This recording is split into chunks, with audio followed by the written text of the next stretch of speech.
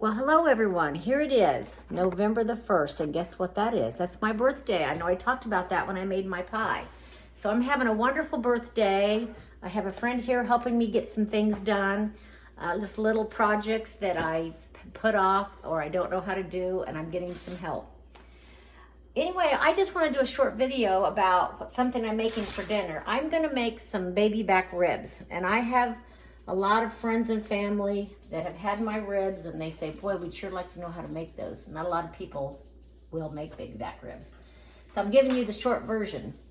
So I have my ribs here on my cookie sheet with heavy duty foil underneath. And I bought these ribs at Sam's. They come 2 in a pack, 2 of these long, big ribs. Then there is this concoction of spices that I've mixed up, and I'm gonna give you the recipe for that. I may have figured out how to actually put it on this video, so we'll see if that happens. But anyway, you can use any kind of rub that you like for your ribs. You might just buy something, but I do make mine homemade, and it takes quite a bit. It's kind of like a double pack of ribs, so I doubled the recipe on the spices. I have one of my ribs ready to go here. You can see it's back there wrapped up in the foil. And now I'm getting ready to do this rack. So I'm putting a bunch of these spices on the other side where the back of the ribs are. And I'm sprinkling it, and I'm being generous about it. And I'm gonna start rubbing that in on that side. And then I'm gonna try to make sure that every bit of these ribs have plenty of spices. And I'm rubbing it in. I'm kind of giving it a good rub as I put it on there. If you have too many spices, you can save for another time. Just don't hurt the spices by getting the juices in your spices. Okay, that would ruin your spices. So I'm getting all of that rubbed in really good. And then I'm going to turn these over because I want the side with all the meat to be sort of facing up. Because when I get done, I'm going to open up this foil, and you're going to have this side up with all of the spices rubbed in, and then you're going to put some barbecue sauce on here, whatever you prefer, and put it back in the oven, opened up, and you're going to caramelize that by putting the oven on broil. But for now, I will continue to get all of these spices on my ribs. Okay, I now have all the spices rubbed in to my baby back ribs, as you can see. So I'm going to take the foil, and I'm gonna wrap the foil as tightly as you can. So you want to press it over your ribs. See how I'm kind of bending that one back? I'm gonna bring this side over too. Press it towards my ribs. So you grab them together in the middle. And then you're gonna take this and just kind of start rolling it down. Rolling it down. So now you've got that in there pretty good and tight. Then you're going to take the ends and bring them up. And you don't want to, if you can, try not to rip your, which I kind of did already. I might put something over that. Try not to rip your foil because you want to keep all those juices in there, in that packaging, in your foil.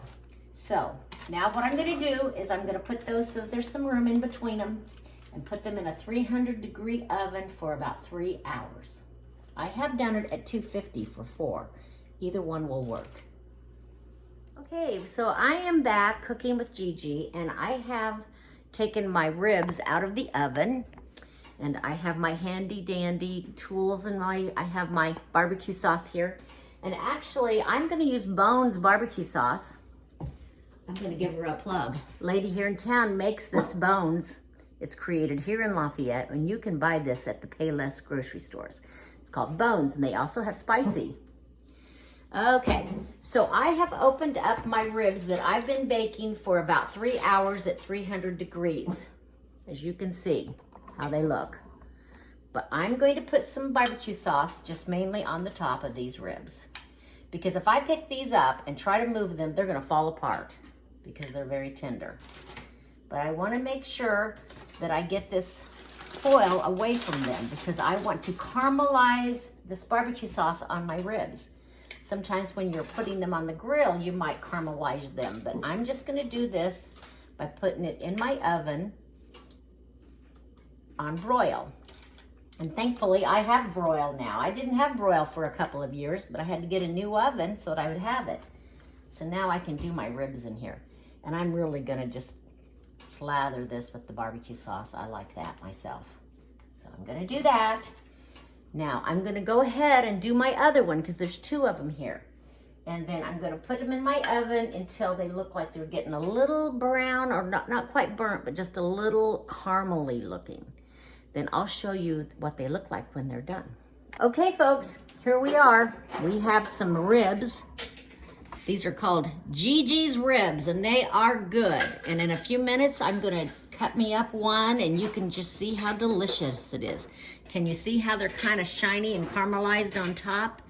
You don't need to leave it in the oven more than maybe 5 minutes. You just gotta watch it until it's ready.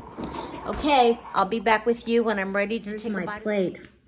I'm having for my birthday dinner that I kind of helped made, and my friend Melissa brought some goodies too. So here I am ready to eat a big bite of my barbecued ribs. Tender, yummy barbecue sauce, wonderful company.